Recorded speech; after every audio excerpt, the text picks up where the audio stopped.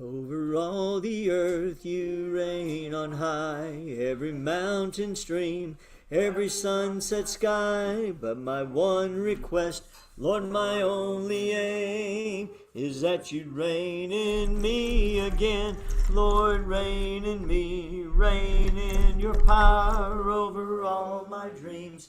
In my darkest hour you are the Lord of all I am. So won't you reign in me again, over every thought, over every word. May my life reflect the beauty of my Lord, 'cause you mean more to me than any earthly thing. So won't you reign in me again, Lord, reign in me, reign in your power over all my dreams. In my darkest hour you are the Lord of all I am. So won't you reign in me again, Lord, reign in me, reign in your power over all my dreams. In my darkest hour you are the Lord of all I am. So won't you reign in me again. Good evening, everybody. How you doing? Good. Good day? Yes. Some of you are out of school. Who's not? Spring break. Some people are not on spring break. And some people are just in college. I'm on spring break. Oh, is it spring break for you this week? I was trying to figure out who all, because we had several home yesterday from church that's on spring break, and so, good. A lot of people, over the next several weeks, people have been in and out. Y'all are 2 weeks before spring break, right? Yes. Something like that? Yeah. Yeah. So you have 3 weeks the 4 weeks before spring break. Okay. It's coming. You'll live, slowly but surely, you'll live. And so if you got your Bibles, be turning to Galatians chapter 6. We're going to be looking at this in just before we get into this tonight. I want to thank everybody that's joining us now on social media networks, whichever one you're watching on. Thank you so much. Let us know where you're watching from. We appreciate it, and share this with other people. That way they can join in with us in Bible study either now or a little bit later on. We appreciate that. I am not behind the computer to see stuff tonight, so I'm trying something different. I'm trying to steer away from it. I got us up and going, and we're just going to move right on into the lesson material. That way it becomes less of a distraction for me. However, I do kind of like seeing who's watching, people click in. Had a good meeting.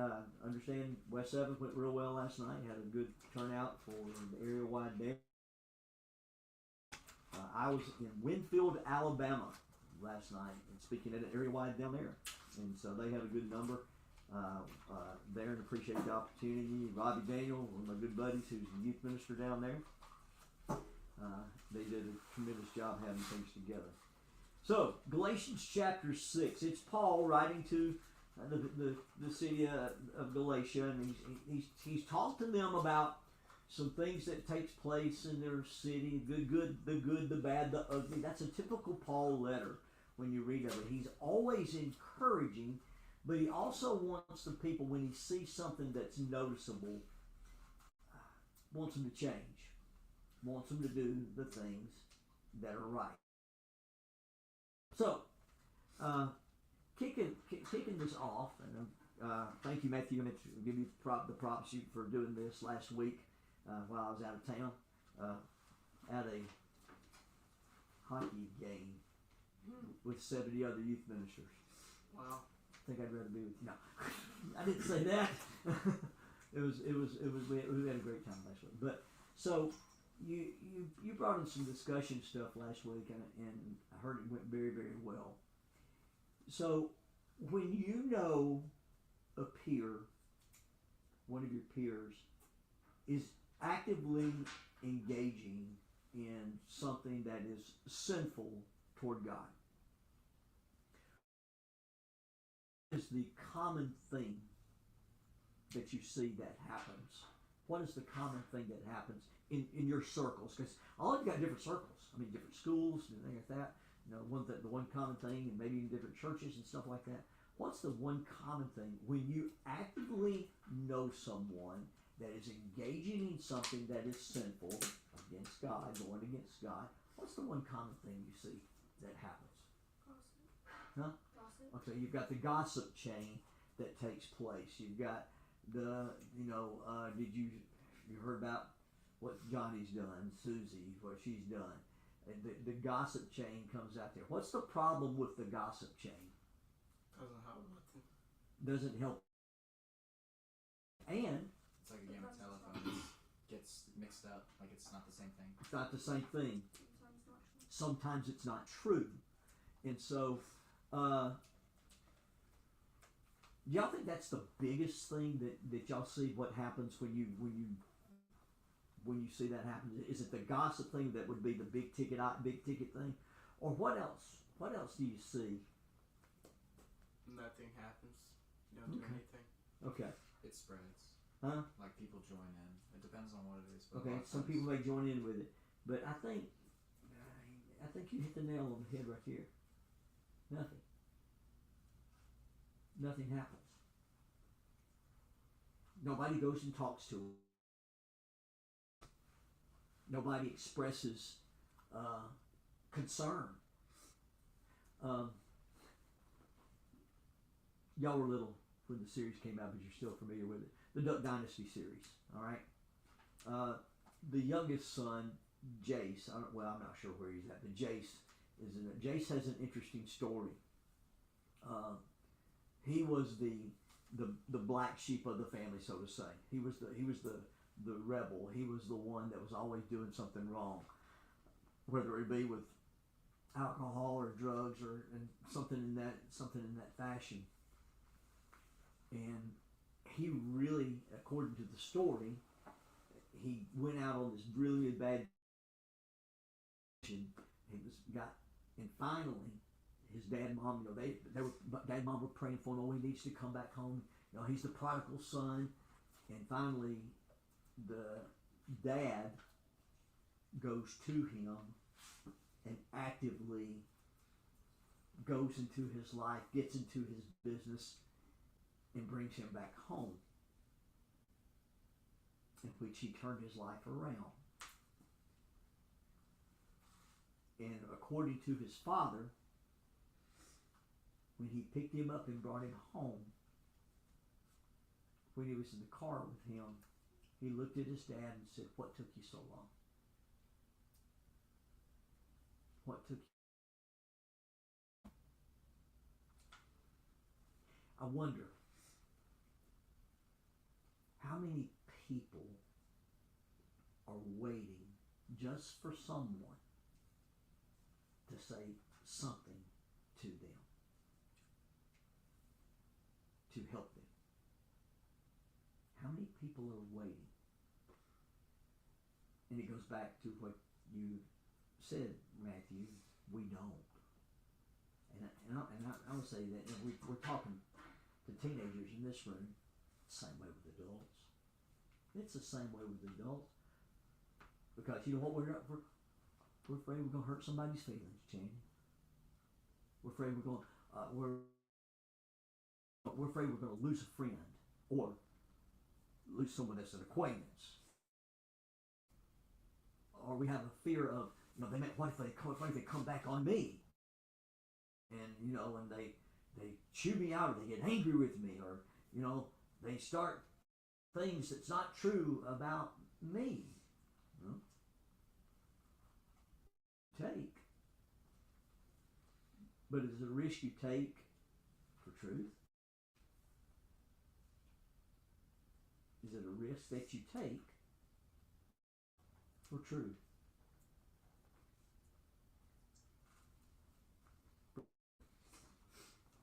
Look at Galatians chapter 6. Read verses 1 through 5 for me, Channing, if you've got one, please. Brothers, if anyone is caught in any transgression, you who are spiritual should restore in him a spirit of gentleness. Keep watch on yourselves, lest you be too tempted.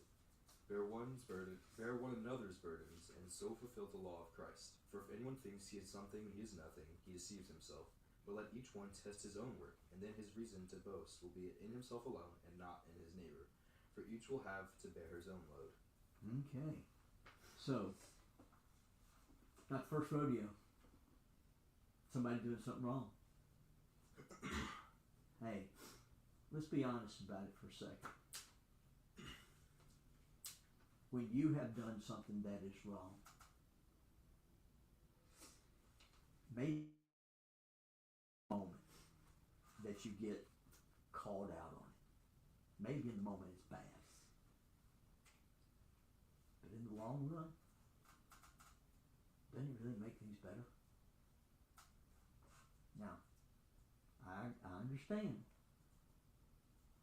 what you want in your own life, what you want in your soul, is left up to you. But ultimately, don't you want to do the things that are right? What good does lying do for you? Tell me one good thing that lying does for you. And don't go back to Abraham. I'm sorry. She's my sister.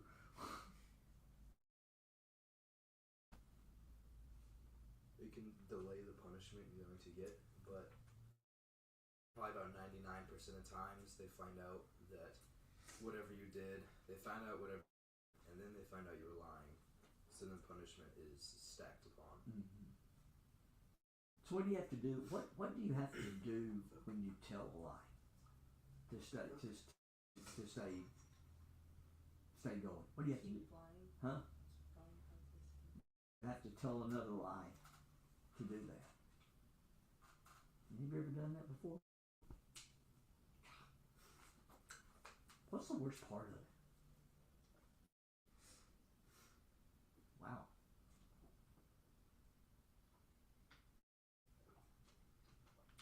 Do people know what guilt is? Some don't. Huh? Some don't. Some don't? Okay, that's fair. I mean, are there people that just lie and don't care?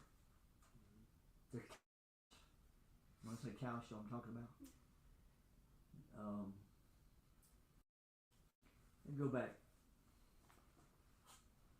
In Acts chapter 2, when Peter is preaching that gospel sermon that day, and you know, all the people that are around that are hearing everything in their own life.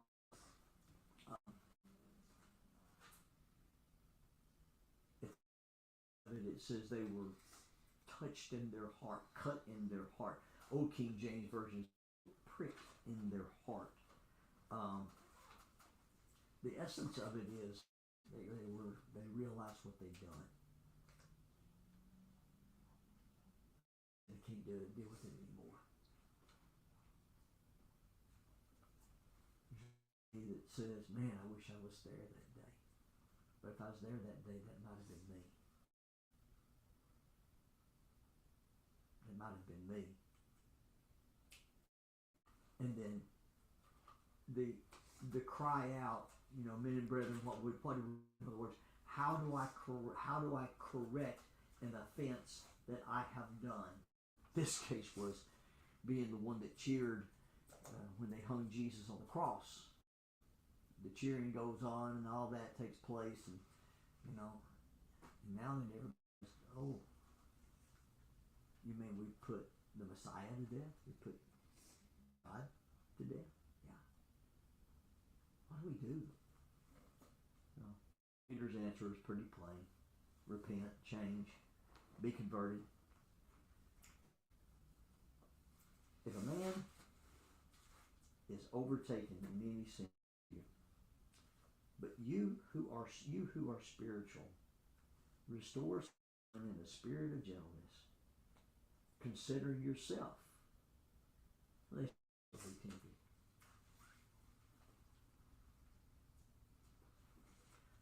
I doubt. Well, I'm sure there's things, but I doubt there's many things out there that someone hasn't gone through. lying, addiction, cheating,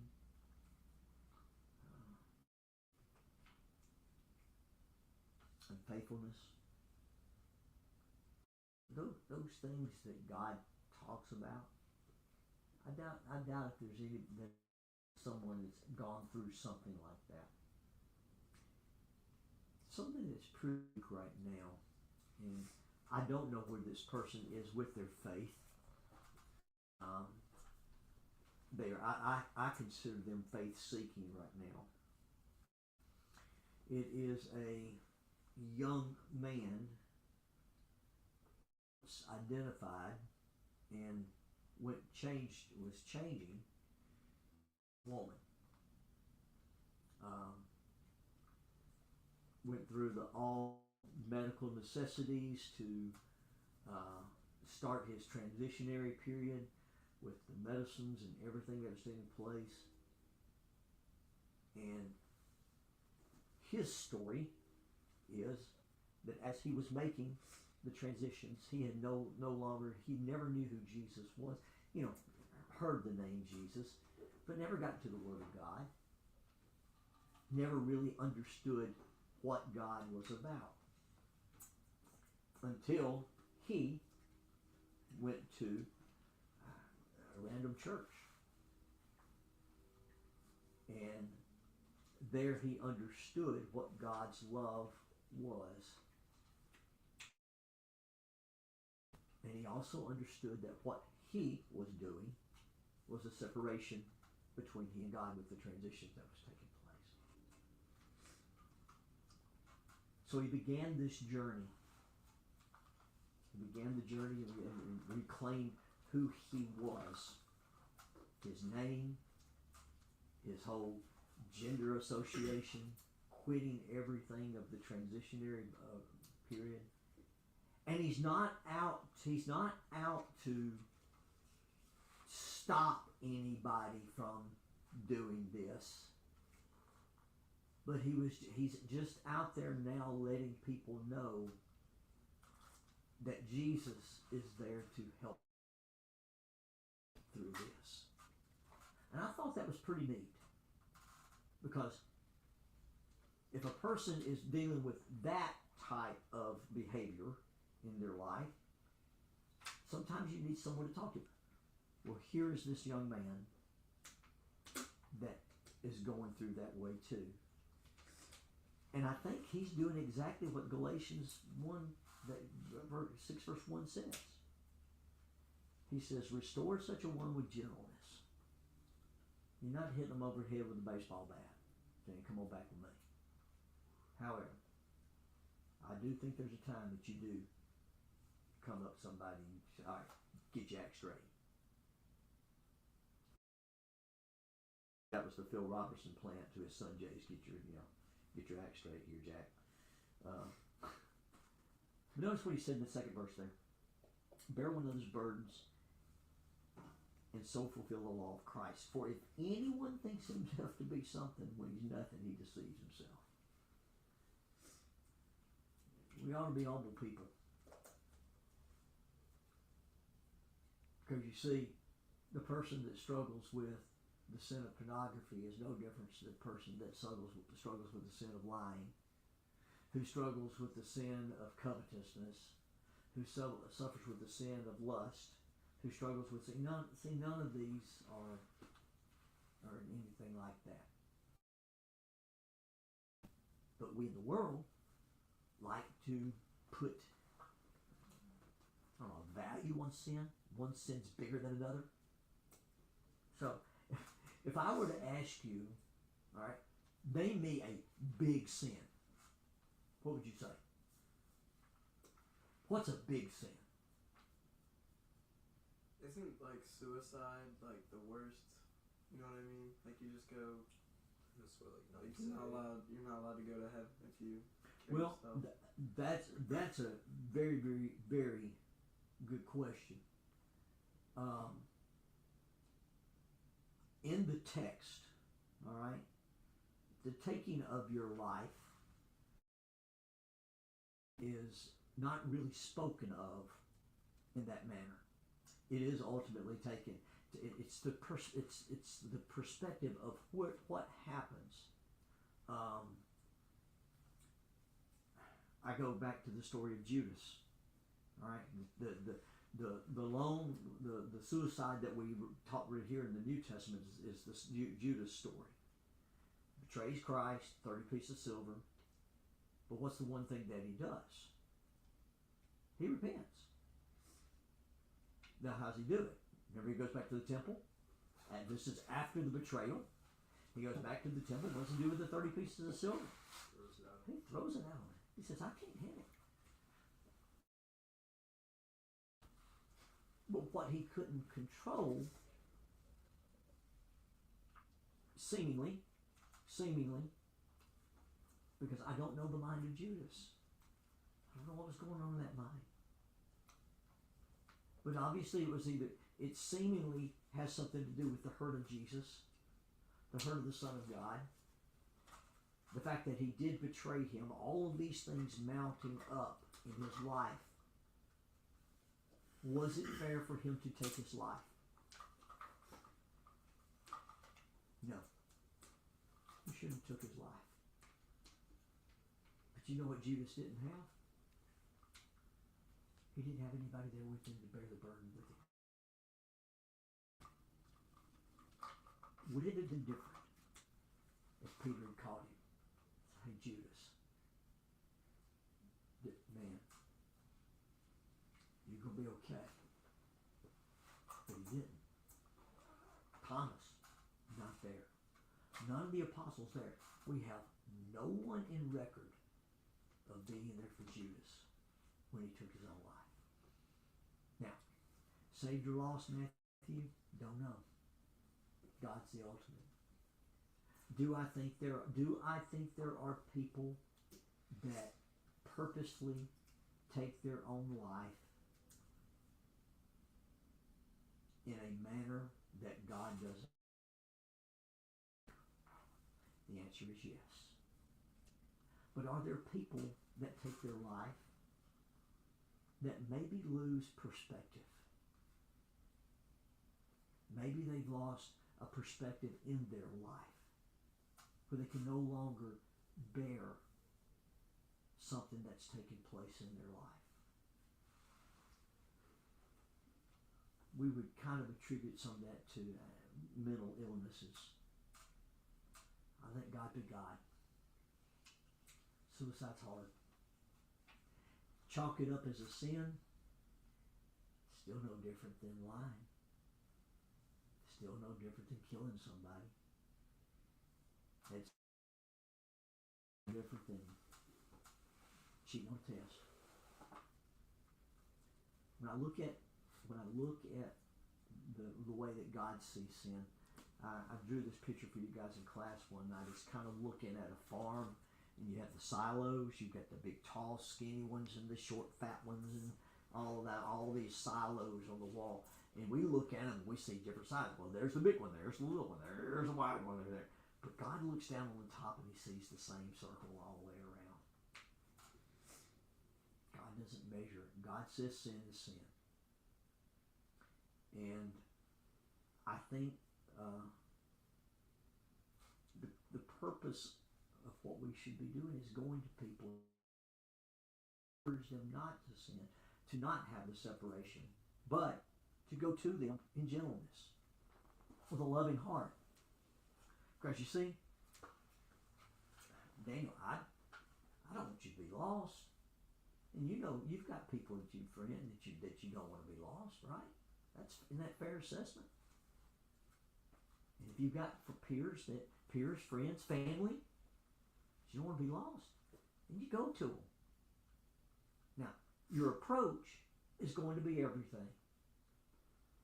There's some people I can go to in my family, and I can be just as hard-nosed as I can be, slam my fist down and all that, and I'll get their attention. I can do that.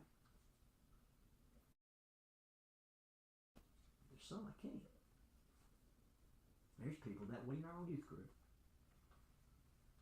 There's people that way in our church. Some people you have to approach with a gentleness. Well, I think we approach everybody with gentleness. That's a pretty good fruit of the Spirit, by the way. I think it's interesting that Paul said to go with them with a gentle heart. But he says, if anybody thinks himself to be higher than anyone else, you're deceiving yourself. That's why I think you'll hear people say, I've been down that road before. Been down that road. Been there, done that. Got a bunch of t-shirts.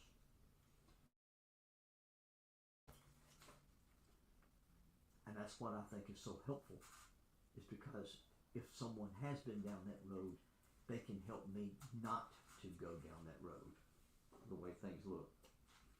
Each examine his own work, verse 4 says, then he will have rejoicing in himself alone and not another. I like that passage. Look at how you live your life. Look at what you do. It's okay to score yourself. All right? Let's do a faith line right now. All right? You draw your imaginary line in front of your face. You put a 0 on one end. You put a 10 on the other. Okay?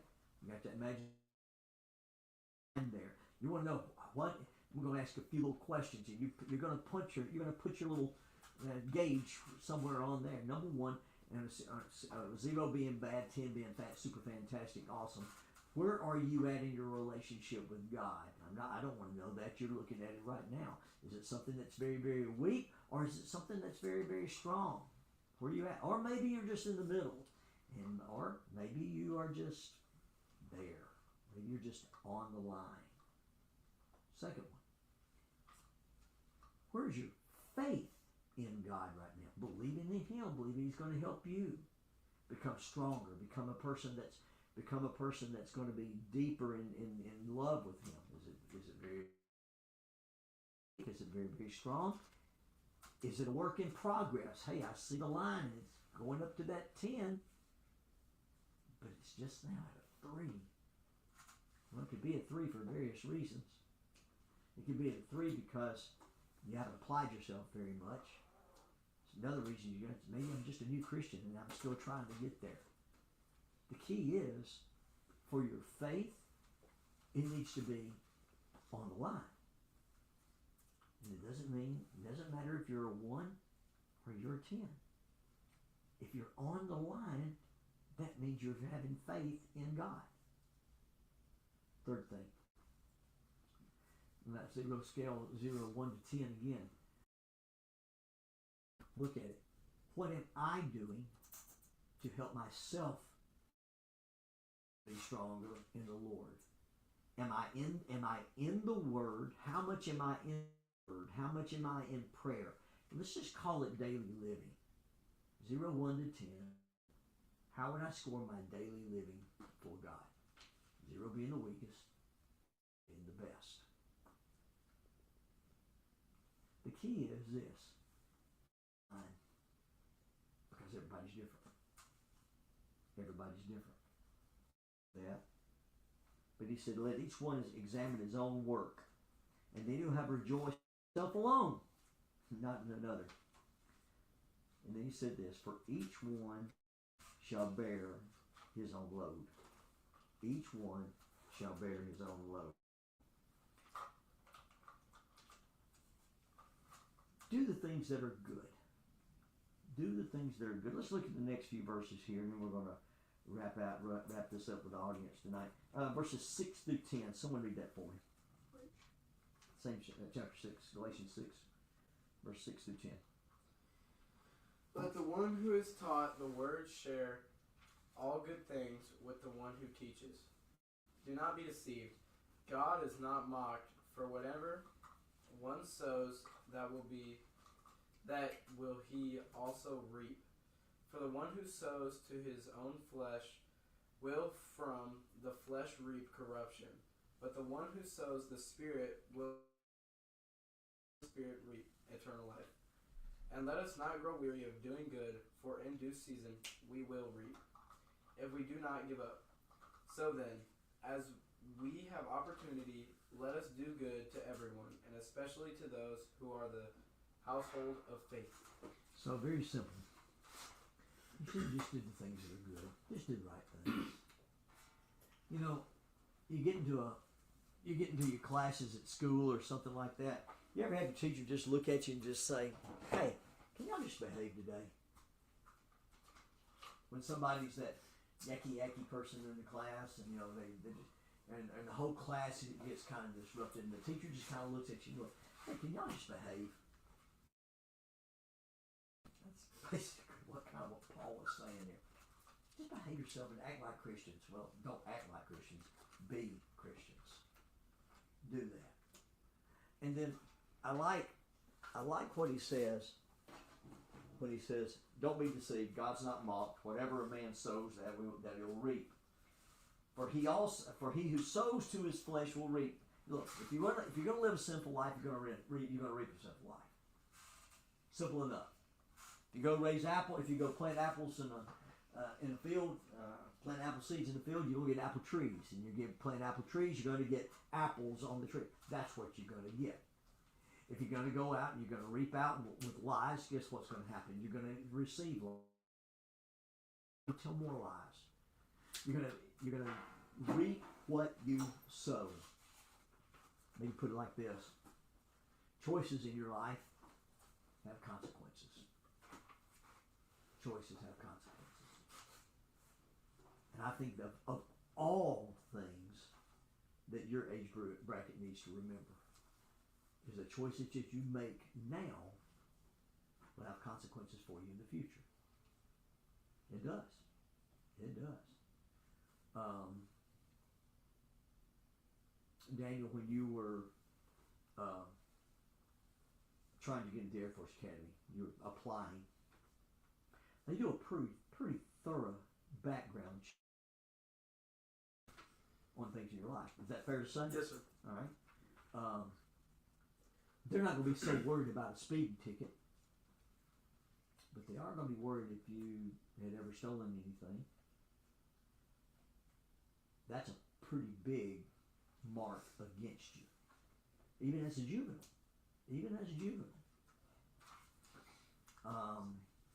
What do you think? One of the first things that people do today when they get ready to hire a teenager for an employee, you know where they go and look? Where? Social media.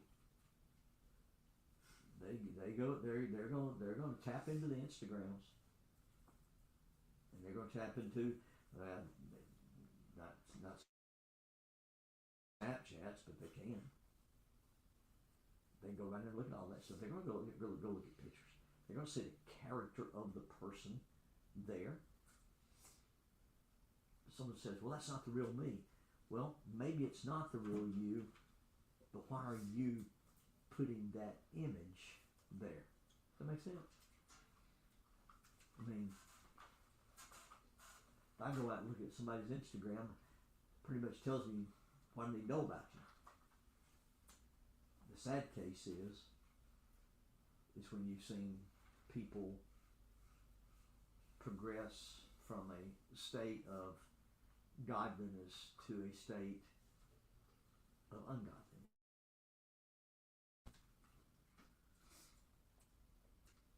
It's just a phase of life. Well, phase of life doesn't put yourself in jeopardy with God, because choices have consequences. Let's not grow weary in doing good. In due time we will all reap if we do not lose heart. And then I like them, like verse 10. While we have an opportunity, let's do good to all. And then he says something really there, especially to the household of faith.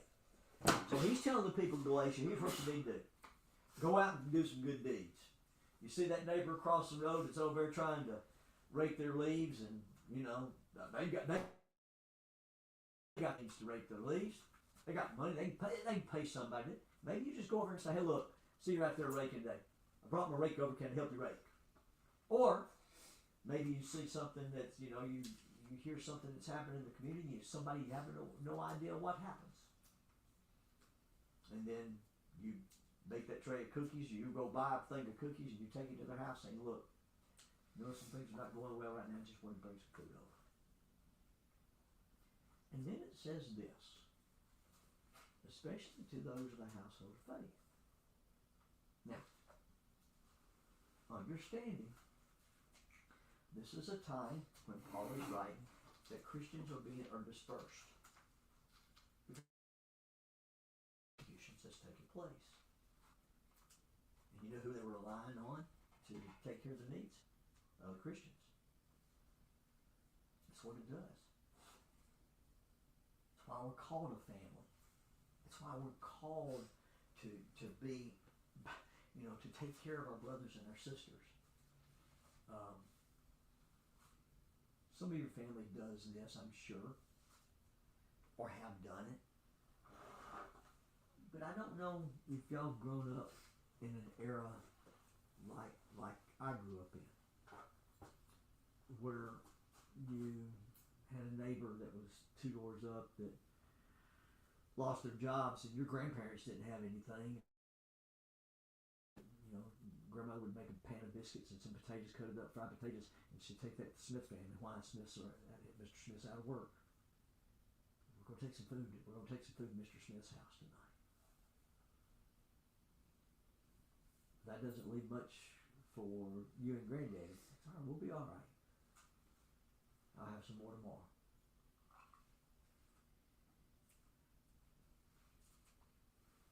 People in church. I love the fact that church family looks out after church family. Now, I've shared this with you guys before, but when I look at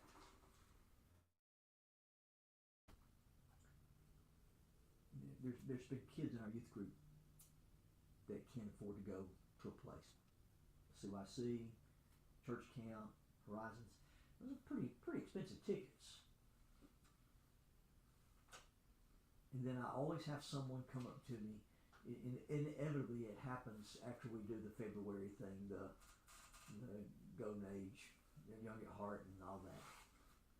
Someone always comes up and says, "We got somebody that needs help. Let me know."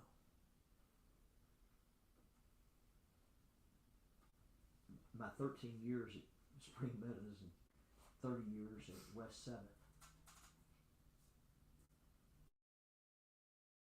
I never, ever have had to turn a kid away from an event because of money. Because church family takes care of church family.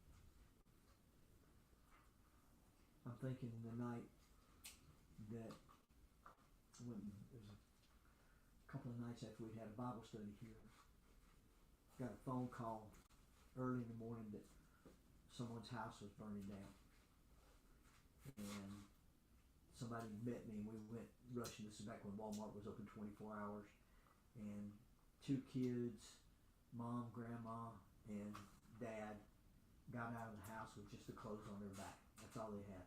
And not much of that other than just, as you think about it. So we went to Walmart, we grabbed sweatsuits, we grabbed anything we could to at least give them clothes to put on during that moment. And stood there with them while we watched their house go down.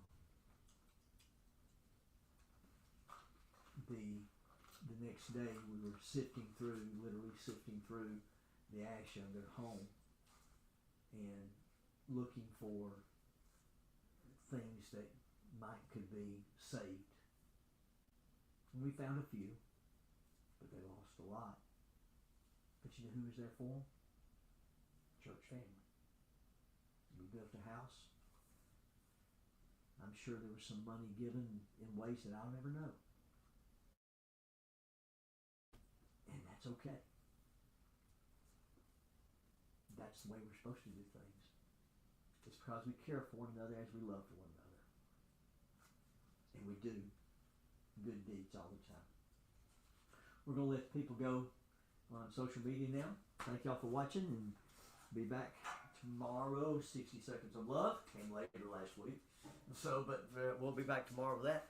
Let's sing one out. A common love for each other, a common gift.